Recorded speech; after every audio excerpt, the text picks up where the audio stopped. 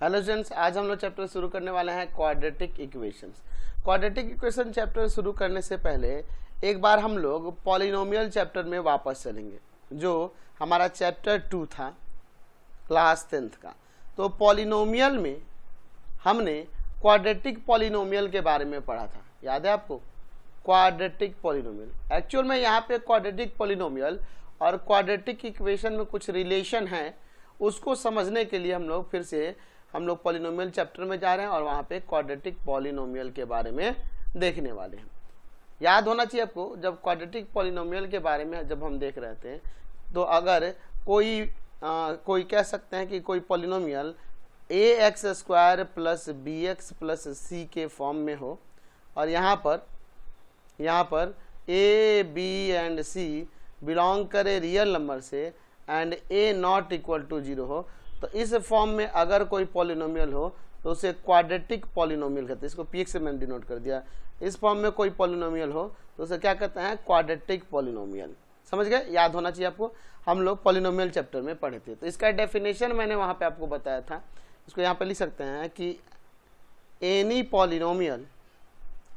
Polynomial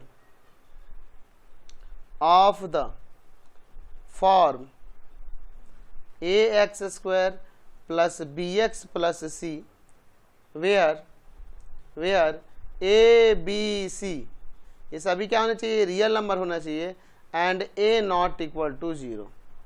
तो इस form में हो तो इसको क्या कहते हैं?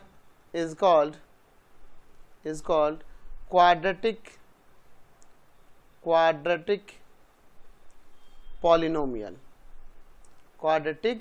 पॉलिनोमियल। ये हम लोग पढ़े हुए हैं पॉलिनोमियल चैप्टर में। हमने ये भी देखा था कि अगर पॉलिनोमियल ऐसा पॉलिनोमियल जिसका डिग्री क्या हो? 2 हो, ठीक है, उस पॉलिनोमियल का जो हाईएस्ट पावर हो क्या हो? 2 हो, तो उसको हम लोग क्या कहते थे? क्वाड्रेटिक पॉलिनोमियल के नाम से जानते थे। और इसमें जो a, b और c देख रहे हैं उसको कोफिशिएंट कहते थे। यहाँ पे a, b एंड c ये क्या कहलाते थे? कोफिशिएंट कहलाते थे पॉलिनोमियल के। कोफिशिएंट ऑफ द पॉलिनोमियल ये हम लोग पढ़े हुए थे और इसे हम लोग px से, qx से, rx से ऐसे डिनोट करते थे, याद है? अभी आप जब क्वाड्रेटिक इक्वेशन पढ़ेंगे ना तो आपको इन दोनों के बीच का रिलेशन समझ में आएगा। अभी हम लोग क्वाड्रेटिक इक्वेशन के बारे में डिस्कस नहीं करेंगे, हम सिर्फ अभी पॉलिनोमियल के बारे में डिस्कस करते हैं। उसके बाद हम लोग पढ़े थे, याद होना चाहिए, पॉलिनोमियल के जीरोज के बारे में। Zeros of a quadratic polynomial बात करते हैं। सिर्फ हम यहाँ क्वाड्रेटिक की बात करेंगे, लीनियर, क्यूबिक, ये सब की बात नहीं करेंगे। तो अगर हम बात करेंगे कह सकते हैं कि इस पॉलिनोमियल में वेरिएबल x का वो वैल्यू जो पॉलिनोमियल के वैल्यू को किसके इक्वल कर दे? 0 के इक्वल। यानी x का वह वैल्यू जो पॉलिनोमियल का वैल्यू क्या ला दे? 0 ला दे। x का वह वैल्यू जो पॉलिनोमियल के वैल्यू को 0 के इक्वल कर दे। यानी कि अगर मान लीजिए x इक्वल टू a पे पॉलिनोमियल का वैल्यू 0 हो रहा है, इसका मतलब a जो होगा इस पॉलिनोमियल का 0 होगा। याद होना चाहिए। या आप इसे ऐसे भी लिख सकते हैं, इसको ऐसे भी लिख सकते हैं कि the value of x obtained on equating a quadratic polynomial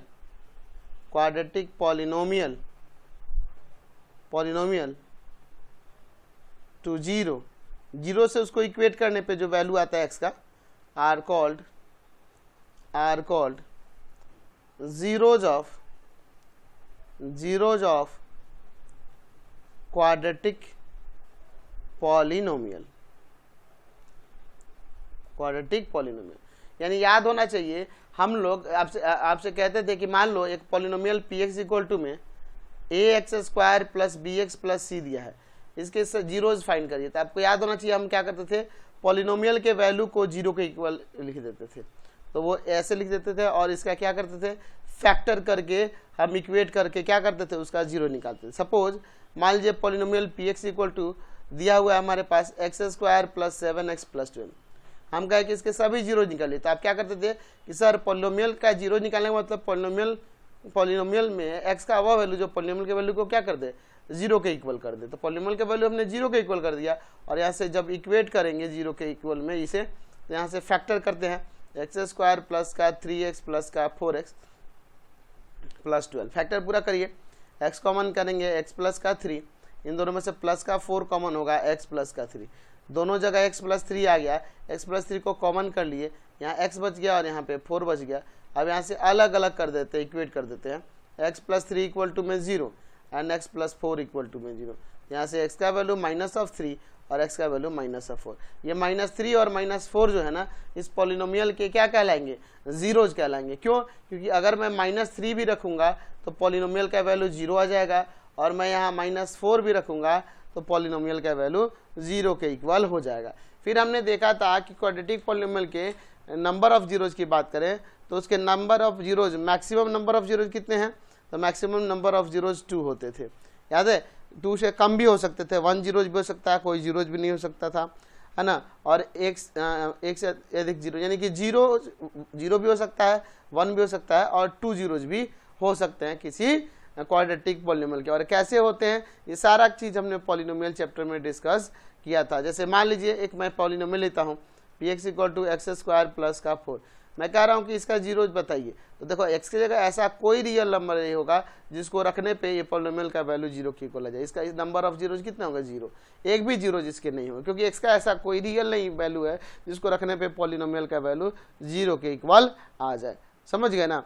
तो ये चीज़ें हमने डिस्कस करी थी क्लास 10th के चैप्टर पॉलिनोमियल में। वैसे तो हमने वहाँ पे क्यूबिक के लिए बात किया था, है ना, और फिर आपका क्यूबिक के बाद हमने क्यूबिक भी देखा था, लीनियर भी देखा था, बाई क्वाड्रेटिक भी देखा, तो उतना कुछ डिस्कस नहीं करना, क्योंकि हमारे चैप्टर का नाम है क्वाड्रेटिक इक्वेशन, इसलिए हम लोग यहाँ पे क्वाड्रेटिक पॉलिनोमियल के बारे में डिस्कस किए।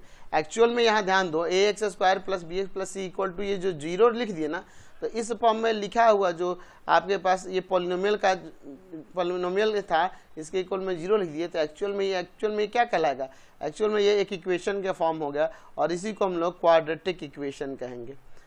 ठीक है, इसीलिए मुझे ये बताना पड़ा।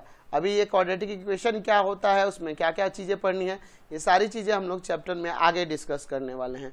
ठीक है, फिलहाल ये जान लीजिए कि पॉलिनोमियल का वैल्यू जब हमने जीरो से इक्वेट कर दिया, तो एक्चुअल में ये क्या बन गया, इस क्वाड्रेटिक इक्वेशन अब ये क्वाड्रेटिक पॉलिनोमियल के क्वाड्रेटिक पॉलिनोमियल या क्वाड्रेटिक इक्वेशन के फॉर्म में हो गया।